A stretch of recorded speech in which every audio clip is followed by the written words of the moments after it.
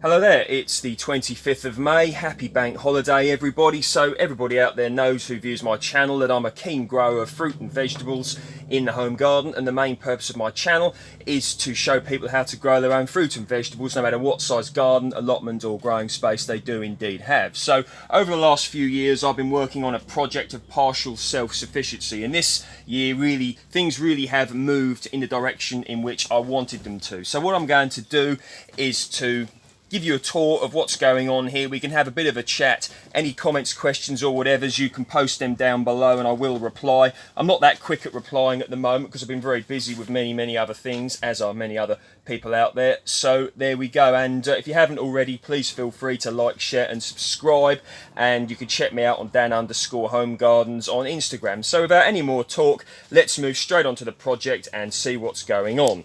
Now, the garlic down here is looking absolutely fantastic, as are the onions. So the health benefits of garlic, nearly everybody out there knows what they are. Natural antibiotic, great thing to grow, very versatile. So many different dishes you can put them in. And there we are, onions as well, absolutely great thing to grow.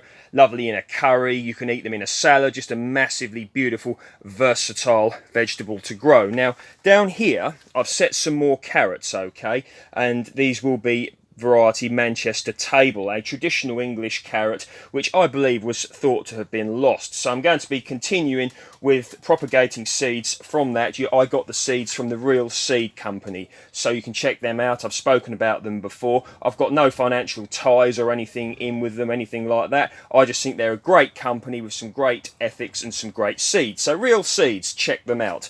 Now here we have a peach tree. This is a nectarine tree. This is Lord Napier. Now, I think this is carrying one nectarine somewhere. I'm not going to go looking for it now.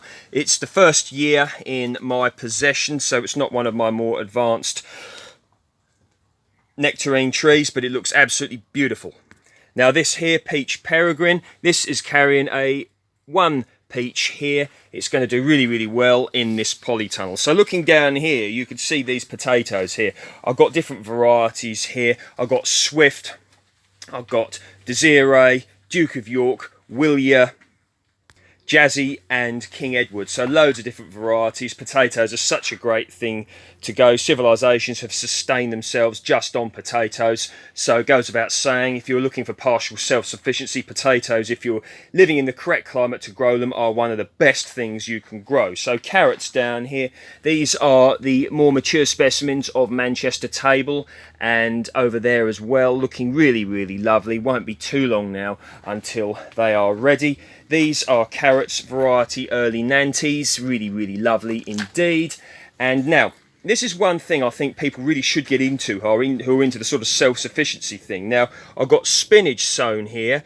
I have, oh dear, goodness gracious, curly kale sowed here, and some kale boricole sowed here. Now, these are really good crops, in particular the spinach, because in my experience, slugs, snails and birds don't seem to attack it too quick. So it's a great thing to have standbys of. So we'll get more into that later.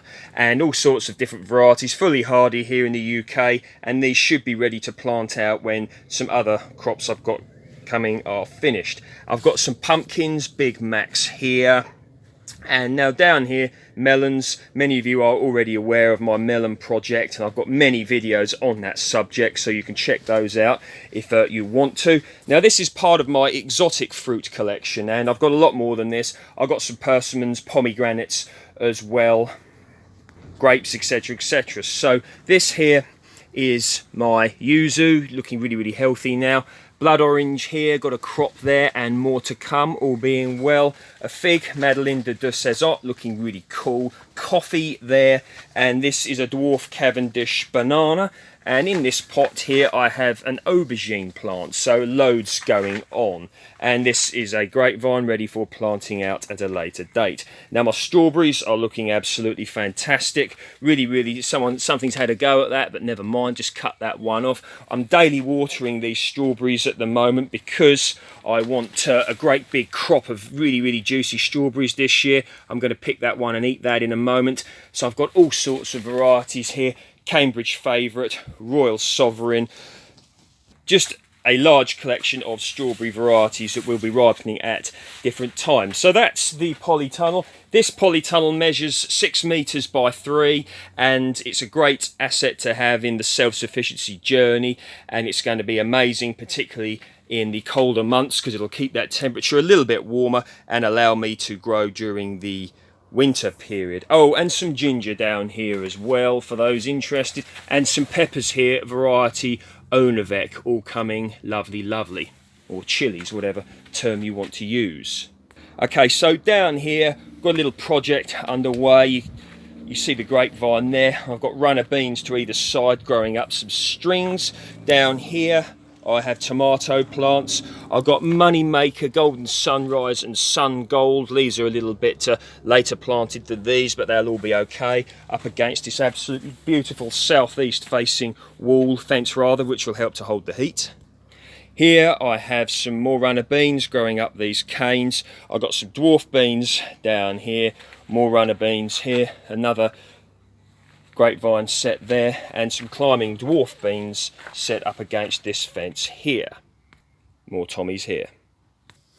So if you made it this far in the video, thank you for bearing with me. There's so much more that I want to show, so I'm going to keep going. And what I'm doing is just showing you things I've got going on, so that if you wish to take part of this, you can then put it in your own project if you're interested, okay? So down here, you can see I have some blueberry plants. I've got an assortment of varieties, absolutely beautiful crops, all on their way. Blueberries have been spoken about lots for their health benefits, so once again a great thing to grow. They require a pH of about 4.5 to 5.5, okay, which is acidic compost, and daily watering when they are fruiting.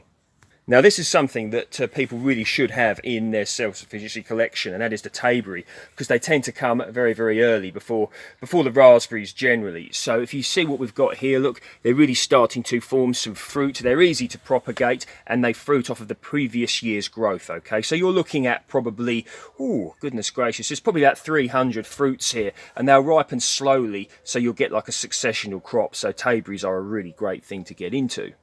So we'll get into a little bit about vegetable growing here. So this is a raised bed I've got. I've got potatoes here, and I think I've got King Edward here, and maybe some Desiree as well. I've also got some spring onions, which I may have for dinner today. I've got spinach here, chard as well, and I've also got some kale here. So there really is a lot going on.